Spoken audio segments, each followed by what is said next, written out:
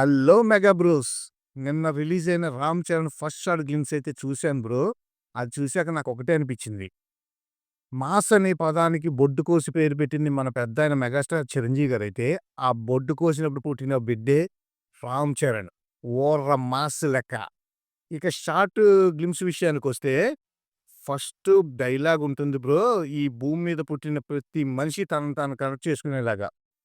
ఒకేలాగా బతకనీకి, ఒకే పని చేయనీకి ఇంత పెద్ద జీవితం ఎందుకు?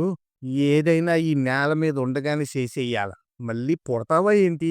అని రామ్ చరణ్ చెప్తుంటే బ్రో, నిజంగా మనం ఏదైనా సాధించాలంటే ఈ నేల మీదే ఉండగానే సాధించాలని క్లారిటీ వచ్చేసింది బ్రో. ఇక ఏఆర్ రెహమాన్ బ్యాక్‌గ్రౌండ్ మ్యూజిక్ ఉంది బ్రో. ఆసమ్! 'బుచ్చిబాబు సనా' గురువుని మించిన శిష్యుడవుతాడని మాత్రం అందులో సందేహమే లేదు బ్రో. నాకెందుకో నెక్స్ట్ ఇయర్ సమ్మర్ ఇండస్ట్రీకి దడ దడ దడ దడ స్టార్ట్ అయిపోతుందని మాత్రం అనిపించింది బ్రో. కానీ ఒక్క విషయంలో రామ్ చరణ్ మాత్రం మెచ్చుకోకుండా ఉండలేకపోతున్నాను బ్రో.